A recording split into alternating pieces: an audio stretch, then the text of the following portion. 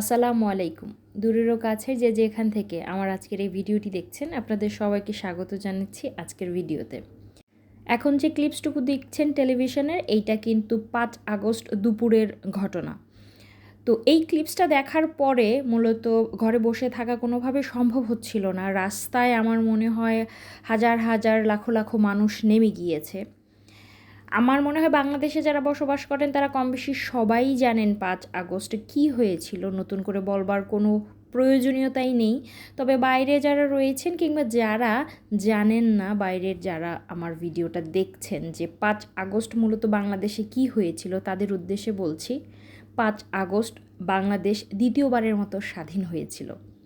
এই যে হাজার হাজার লাখো লাখো মানুষ দেখছেন, এটা কিন্তু বিজয় মিছিল করছে, আর তার সাথে আমরাও ছিলাম আমাদের পরিবারের তরফ থেকে। আমাদের স্বৈরাচারী শাসক প্রায় টানা ১৪ থেকে ১৫টি বছর আমাদের কেবল শোষণ করে গেছে। জালিমের শাসক আমাদের ওপর জুলুম করে গিয়েছে। তার বিরুদ্ধে কথা বলবার মতো স্পর্ধা কারোই ছিল না, সাহস কারোরই ছিল না। কিন্তু ঢাকা ইউনিভার্সিটির ছাত্রছাত্রীরা তাদের যে দাবি দাওয়া, তাদের যে আকাঙ্ক্ষা, তাদের যে অধিকার, সেটা সম্পর্কে কণ্ঠ তোলে, প্রতিবাদ করে এবং ধীরে ধীরে শুধু ঢাকা ইউনিভার্সিটিই না, বাংলাদেশের বিভিন্ন ইউনিভার্সিটি, হোক তা সরকারি হোক তা বেসরকারি, এমনকি স্কুল কলেজ, এমনকি রিক্সাওয়ালা যারা মামা রয়েছেন, তারা সকল পেশার মানুষ আসলে রাস্তায় নেমে গিয়েছিল। শেষ পর্যন্ত একটাই দাবি ছিল, সেটা হচ্ছে সরকারের পতন। সরকারের পতন কেনই বা দাবি করবে না? একটা মানুষ নির্বিচারে ছাত্রদেরকে মেরে ফেলছে, একটা মানুষের কাছে তার আসন, তার ক্ষমতা, তার অহংকারী সব কিছু। জনগণ, যে জনগণের জন্য তিনি ওই আসনটিতে বসেছেন, যে জনগণের ভালোর জন্য তিনি কাজ করবেন, সেই জনগণদেরই তিনি চিনতে পারছেন না। নির্বিচারে খুন করে যাচ্ছেন, নির্বিচারে তার যা ইচ্ছা তাই করে যাচ্ছেন, লুটপাট করে যাচ্ছেন। তো সাধারণ দেশের মানুষ হয়ে, স্বাধীন দেশের মানুষ হয়ে আমরা কেন প্রতিবাদ করব না? তাই আমরা বাংলাদেশের প্রত্যেকটা মানুষ নিজস্ব জায়গা থেকে প্রতিবাদ করেছি এবং আল্লাহ পাকের অশেষ রহমত যে এই স্বৈরাচারী শাসক, এই জালিম শাসক সরকার, আল্লাহ পাক তার পতন করেছে। এবং শুধু পতনই করেননি, তিনি পদত্যাগপত্র জমা দিয়ে বাংলাদেশ থেকে পালিয়ে যেতে বাধ্য হয়েছে। আল্লাহ পাকের কাছে অশেষ অশেষ শুকরিয়া জানাই। আল্লাহ পাক আমাদেরকে শ্বাস নেওয়ার মতো পরিস্থিতিতে আসলে বাঁচিয়ে রেখেছেন, আমাদের আবার নতুন করে ভালোভাবে বাঁচবার সাহস জুগিয়েছেন। আর এখন যে ক্লিপসটুকু দেখছেন কিংবা এখন থেকে ভিডিওর শেষ পর্যন্ত যেই ক্লিপসটুকু দেখবেন, সেটা ৭ আগস্ট থেকে। হয়তোবা ভাবছেন ২ দিনের কেন গ্যাপ মাঝখানে রয়েছে? মূলত ভয়াবহ রকমের অসুস্থ হয়ে পড়ি আমি ৫ আগস্ট থেকেই। প্রচণ্ড পরিমাণে ঘাড়, গলার ব্যথায় আমি অস্থির ছিলাম। এই যে বেল্টটা দেখতে পাচ্ছেন কালো হয়ে গিয়েছে টানা ২৪ ঘন্টা পরে পরে। আর মানে এতটাই খারাপ অবস্থা ছিল যে শয্যাশায়ী অবস্থা ছিল, কিছুই করতে পারিনি। এই মুহূর্তে ছোটো বোন প্রচুর পরিমাণে হেল্প করেছে, বাসার রান্না বান্না থেকে শুরু করে সমস্ত দায়িত্ব ওর ছোট্ট কাঁধে তুলে নিয়েছিল। যাই হোক, সুস্থতা অনেক বড় নিয়ামত, সবচাইতে বড় নিয়ামত। আল্লাহ পাক সবাইকে সবসময় সুস্থ রাখুক, ভালো রাখুক। কাজকর্ম থেকে তো ছোটো বোন একদমই বিরতি দিয়েছে, কোনো কাজই করতে দিচ্ছে না। আর আমিও পারছিলাম না আমার ঘাড় নাড়াতে। শুধু ঘাড়ই না, কাঁধের সম্পূর্ণ অংশটুকু, ডান বাম দুই হাতেরই একদম কাঁধ পর্যন্ত আমার প্রায় অস্থির অবস্থা ছিল। তো হাঁটা চলাফেরাই করছিলাম আর দেখলাম যে ছোটো বোনের রুমে মূলত একটি জানালা, সেই জানালা দিয়ে প্রচুর পরিমাণে রোদ আসছে। ছোটো বোনের রুমের সামনে যে বিল্ডিংটা, সেই বিল্ডিংয়ে মাত্র উপরে একটা ফ্লোর, তারপরেই আকাশ। তো আকাশ দেখা যায় ছোটো বোনের রুমের জানালা দিয়ে। তো ওখান দিয়েই মূলত রোদটা আসে, সবচাইতে আলো ওর রুমেই পাওয়া যায়। তো ভাবলাম যে গাছগুলোকে টুকটাক এনে দেই। অসুস্থতার দরুন অলমোস্ট প্রায় সব গাছই মরে যাচ্ছে, মরার পথে আসলে। এমনিতেই মরে যাচ্ছিল, আরও এখন ভয়াবহ অবস্থা ধারণ করেছে। তো গাছ যখন দিলাম, দেখলাম ছোটো বোন তার কাজে ব্যস্ত, সে মোবাইল দেখছে। মূলত ওর উপর অনেক প্রেশার পড়ে যায়, পড়াশোনা করা আবার ঘর সামলানো আসলেও অনেক ডিফিকাল্ট ছোট্ট একটা মেয়ের জন্য। তো যাই হোক, ও একটু রিফ্রেশমেন্টের জন্য রান্নাবান্নাটা সেরেই বসেছে। মোবাইল দেখছিল, আর এদিকে ভাগ্নি পড়াশোনা করছিল। তো আমি তো বিন্দাস ঘুরে ফিরে বেড়াচ্ছিলাম, কোনো টেনশন নেই। আমার মনে হয় বিবাহিত জীবনের পর এই প্রথম আমি এতটা রিল্যাক্স ফিল করেছি। তো সেই রিল্যাক্সেশনের দরুন আমি চলে এসেছিলাম বাসাতে। বাসায় এসেছি ভাইয়ার বাসাতে মূলত। এসেই আমার ভাতিজার এই খুনসুটি দেখছিলাম, সে এখন রেডি হয়ে তার ফুপির বাসায় যাবে, সে ঢং করছিল। আর ইদানিং না ওর মধ্যে একটা জিনিস হয়েছে, কিছু হলেই বলে আমাকে একটা ছবি তোলো তো, আমাকে একটা ছবি তোলো, আমাকে ভিডিও করো তো।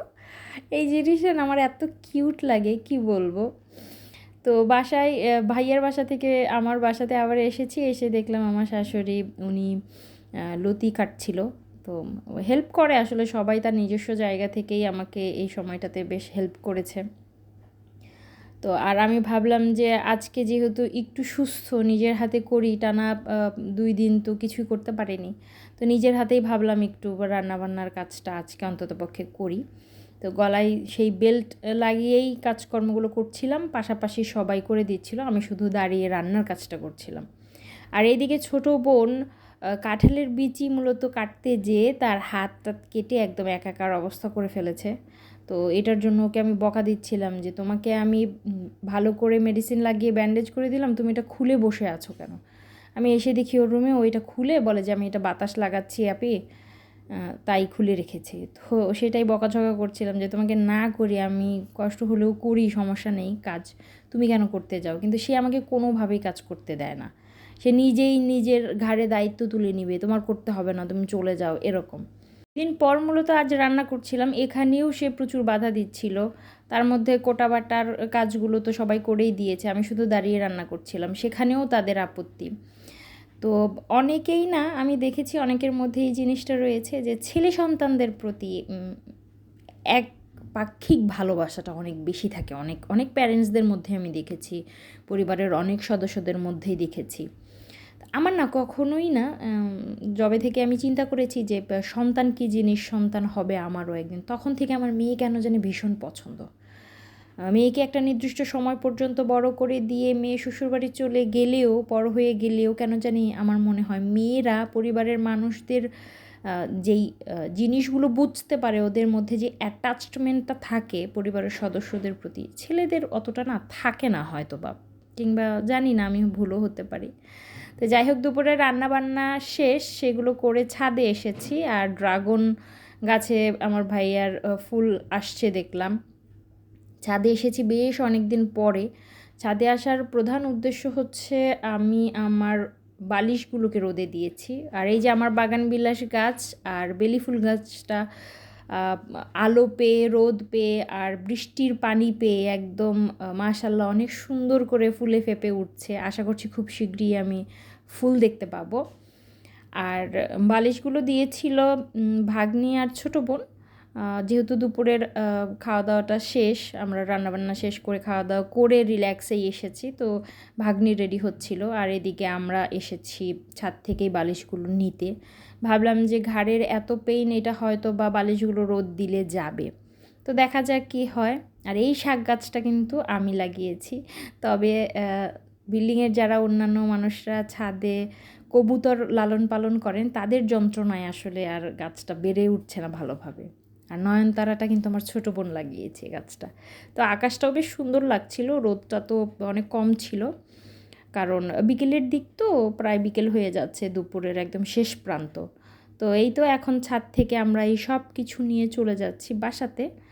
আর বাসাতে যাওয়ার পর ওরা নিজেরা রেডি হয়ে চলে যাবে ওদের ক্লাসের উদ্দেশ্যে। সবারই তো দৈনন্দিন রুটিন থাকে।